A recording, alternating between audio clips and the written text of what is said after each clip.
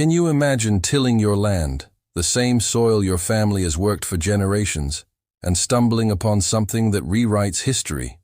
It sounds like the plot of a blockbuster movie, but for one family, this unbelievable story became their reality. They thought it was just another day on the farm, another field to plough. They thought they were just hitting rocks and stubborn dirt.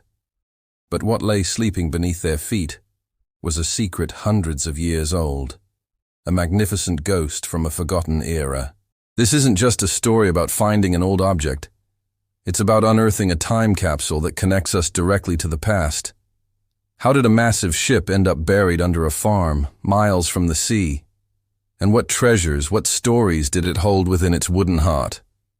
Get ready, because we're about to dig into one of the most astonishing archaeological discoveries of our time. It all began on a seemingly ordinary day in the Netherlands, in a region known as Flevoland. What's fascinating about Flevoland is that much of it is reclaimed land, polders that were once part of the Zuiderzee, a large, shallow bay of the North Sea. In the 20th century, the Dutch, masters of water management, undertook a monumental project to drain this area, creating new land for agriculture and housing. For the farmers who settled there, the ground was fertile, but it held more than just the promise of a good harvest. As they worked the land, it wasn't uncommon to find old pottery shards or bits of debris, small reminders of the maritime life that once thrived on the waters above. But no one was prepared for what was coming.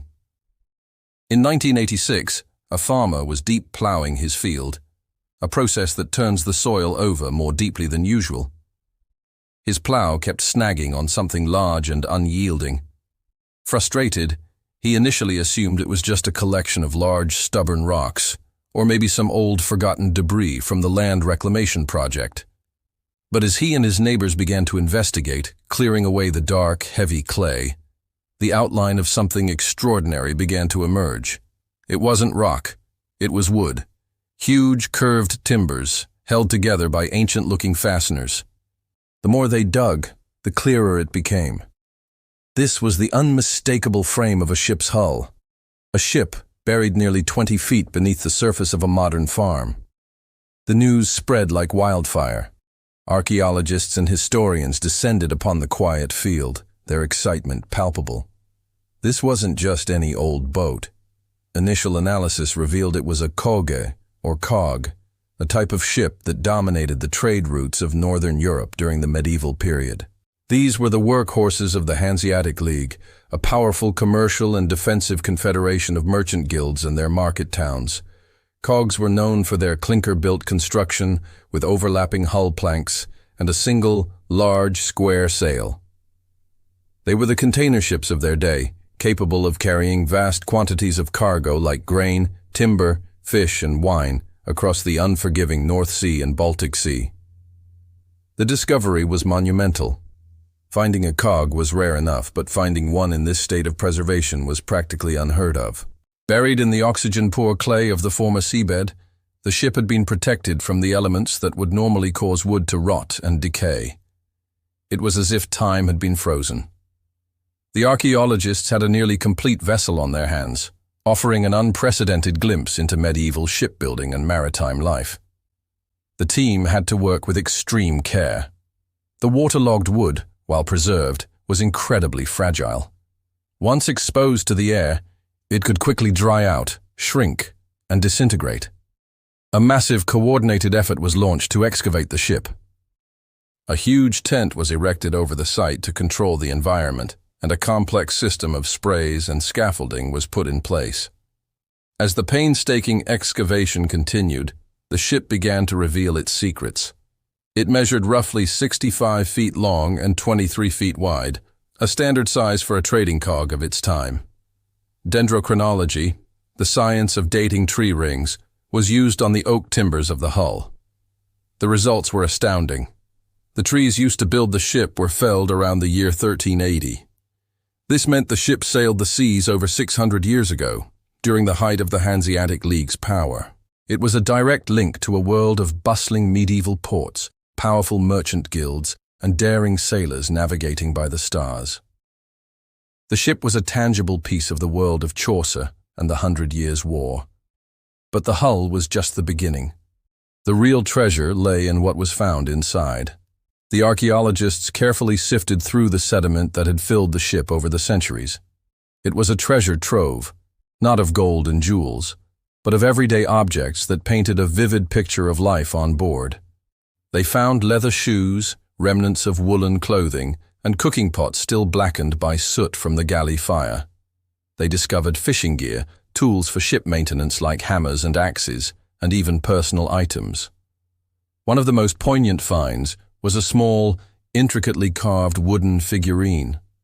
Was it a good luck charm? A child's toy? A memento of a loved one left on shore? We can only guess. But it's these personal items that truly bring the human story to life. The cargo hold also held clues.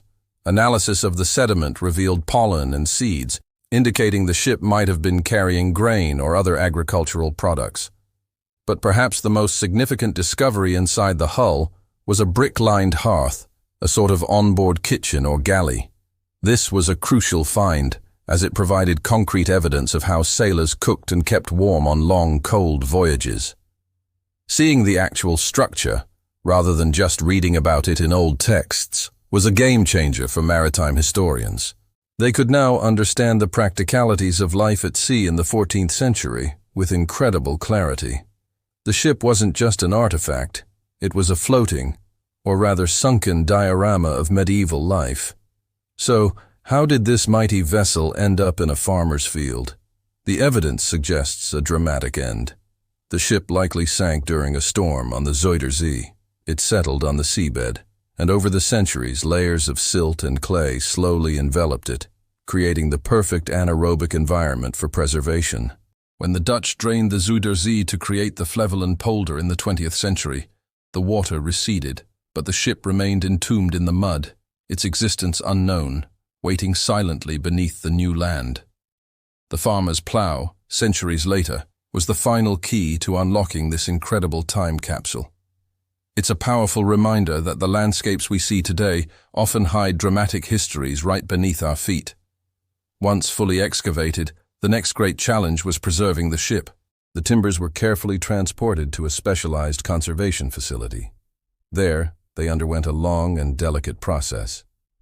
To prevent the wood from shrinking and collapsing as it dried, it had to be impregnated with a waxy substance, polyethylene glycol, or PEG. This is the same technique used to preserve other famous shipwrecks, like the Mary Rose in England and the Vasa in Sweden. The process took years, as the PEG had to slowly penetrate deep into the waterlogged wood, replacing the water molecule by molecule. It was a race against time and decay, requiring immense patience and scientific expertise.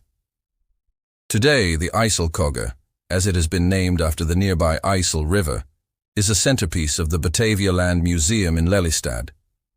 It has been painstakingly reassembled, allowing visitors to stand before this giant of the medieval seas and marvel at its craftsmanship. You can see the marks of the shipbuilder's axe on the timbers and imagine the sailors who once walked its decks. It stands not just as a testament to medieval engineering, but also to the incredible twists of fate that allowed it to survive and the modern ingenuity that brought it back to light. It connects the agricultural present of Flevoland with its maritime past in the most spectacular way possible. The story of the ship beneath the farm is more than just an archaeological find. It's a lesson in perspective. It shows us that history is not just in books or museums, but is a living, breathing part of the world around us, often hidden in plain sight. It reminds us that beneath the ordinary world lies the extraordinary. That farmer who set out to plough his field had no idea he was about to become a key figure in rediscovering a lost piece of our collective heritage. His discovery has enriched our understanding of the past in ways that books alone never could. It is a powerful testament to curiosity and the idea that there are always more secrets waiting to be unearthed. Thank you so much for joining me on this incredible journey back in time. What do you think is the most amazing part of this story? Let me know in the comments below. And if you love stories that uncover the hidden wonders of our world, make sure to hit that like button and subscribe for more adventures. Until next time, stay curious.